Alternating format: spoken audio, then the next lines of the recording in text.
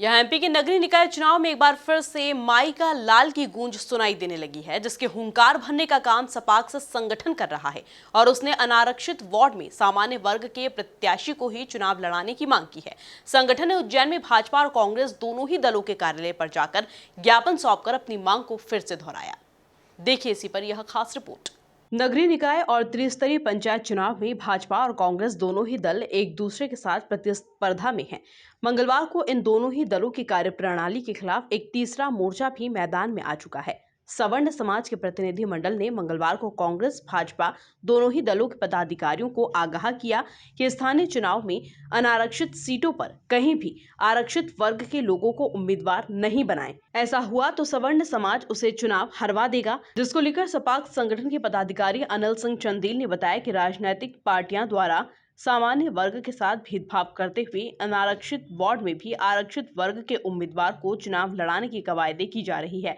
हमारा यह विरोध है कि अनारक्षित वार्ड में अनारक्षित वर्ग के उम्मीदवार को ही चुनाव लड़वाया जाए।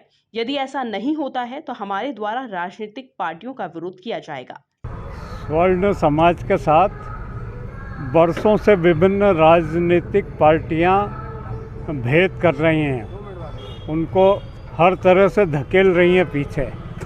अभी तात्कालिक अवसर चुनाव का है।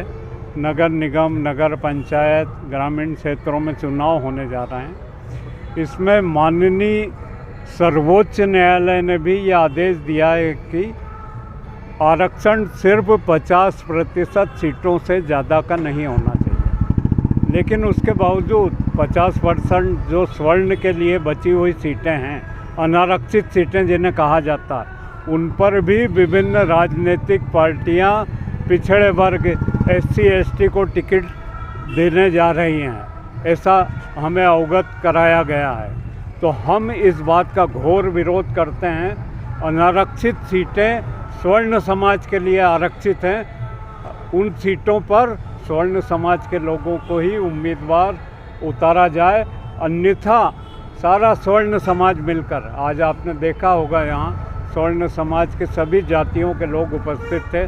कांग्रेस कार्यालय में जाकर भी हमने ज्ञापन दिया, बीजेपी अध्यक्ष को ज्ञापन दिया। अभी हम उस प्रत्याशी का विरोध करेंगे अगर अनारक्षित सीट पर कोई भी पिछड़ी जाति का SC ST का कैंडिडेट हुआ तो हम सब सारी जातियाँ मिलकर उसको हरवाएंगे।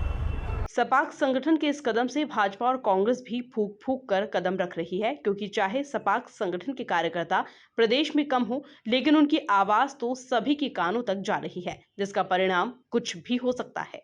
Bureau report, MP news, Ujjain.